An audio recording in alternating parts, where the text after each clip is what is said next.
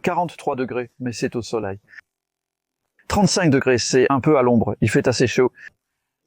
Nous sommes début mai, et vous pouvez rattraper ce à quoi cela ressemblait il y a seulement 4 semaines au printemps, référence hiver, toutes les salades d'hiver que nous cultivons ici.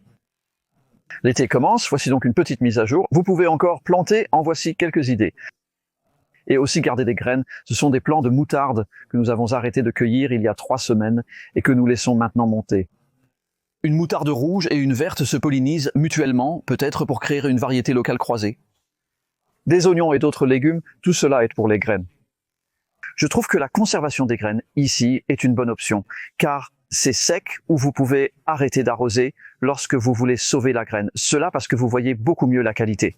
Donc comme ces oignons, il y a environ 15 de mes meilleurs oignons, roses de Roscoe Caravelle Verratti, que j'apprécie vraiment, et la graine d'oignon ne se conserve pas bien. Donc il vaut la peine d'en sauver quelques-uns chaque année si vous le pouvez, mais il y en aurait beaucoup plus dont j'ai besoin ici en fait, et je ne suis pas autorisé à le vendre. Donc si je rencontre l'un d'entre vous lors d'événements ou quoi que ce soit, je suis heureux de vous donner un peu de graines d'oignon et n'hésitez pas à me le rappeler. Donc ils seront là-haut comme début septembre. Nous en sauverons beaucoup, tout va bien.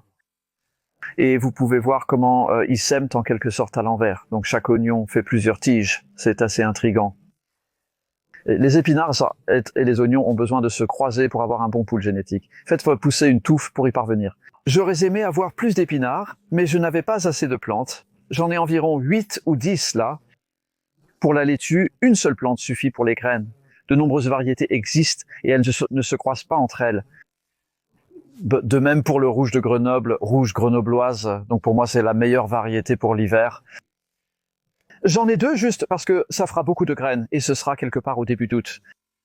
Je laisserai un agréti produire des graines car elles ne se conservent pas bien. Elles m'ont été données par Tara qui vit localement et dont les graines avaient chuté et puis elle a collecté les semis au tout début du printemps. C'est vraiment intelligent et elle m'a donné les semis et nous les plantons maintenant, certains à l'extérieur aussi. C'est une très belle salade verte. Les tomates qui ont été semées le 10 mars ont 1 mois et demi.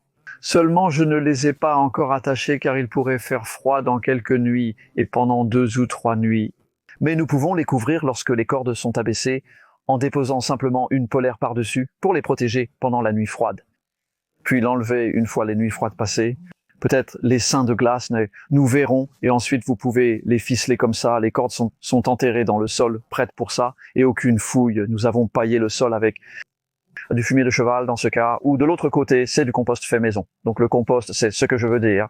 Et j'ai fait pousser des tomates dedans l'été dernier. Donc je sais qu'il n'y a pas de désherbant pyrolithes dedans. Nous arrosons peut-être 1 fois par semaine en ce moment, pas beaucoup plus que ça. La ventilation est seulement à chaque extrémité, c'est pourquoi il fait assez chaud, c'est un peu chaud pour les tomates. En fait, les concombres seront là-haut. Donc ils aiment assez ça, et nous jetterons un œil de l'autre côté aussi pour voir ce qui se passe là-bas, entre les tomates. J'adore faire pousser ces œillets d'un nain français, qui ne vendent pas de graines partout de manière agressive. Contrairement à la calendula, donc le Tagetes patchouli est vraiment bon. Mais les limaces les aiment aussi, et j'en ai perdu quelques-unes. C'est principalement de ma faute. C'est là où nous en avons mis qui sont un peu trop petites. Donc certaines sont rempotées et elles seront plantées en tant que plantes plus grandes. Mais cela sera magnifique en été et aussi lorsque l'ail sera terminé. Donc c'est de l'ail, ce n'est pas de l'ail éléphant. Ils poussent simplement très gros sous couverture, donc ils sont plantés en même temps à la mi-octobre. Comment savez-vous quand ils sont prêts? Bien, vous pouvez fouiller un peu à la base comme ça. Et oui, je vois, vous savez, c'est un peu gonflé, mais c'est 1 mois avant que je m'attende à ce qu'ils soient prêts, début juin, normalement pour ces ails. Environ 2 semaines avant l'extérieur est beaucoup plus gros, puis l'orientation du tunnel de polyéthylène que j'ai ici n'est pas idéale, c'était mon choix délibérément. Mais cela signifie que j'ai un lit chaud le long de ce côté, parce que c'est maintenant pratiquement midi en fait, et vous pouvez voir comment il fait très chaud. Les melons adorent ça, c'est pourquoi les melons sont là. Et de même, l'aubergine est à l'extrémité, donc j'utilise l'orientation pour aider. Et ensuite, de l'autre côté, les plantes plus fraîches, comme les légumes producteurs de graines. Et enfin, ce sera des concombres. Eh bien, j'aurais pu les planter déjà, ils étaient prêts. Mais j'ai décidé, à cause des nuits froides à venir, d'attendre. Donc ils sont en pot dans la serre, nous venons de les rempoter aujourd'hui, dans un pot légèrement plus grand. C'est un peu plus de travail. Mais je pense que ça en vaut la peine parce que les cucurbitacées n'aiment pas les nuits froides et donc de même à l'extérieur, il n'y a pas d'urgence à les planter.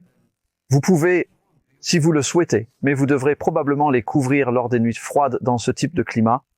Et je verrai si nous pouvons revenir ici en plein été et vous verrez ce beau changement qui va se produire, tout va bien, dans les semaines à venir.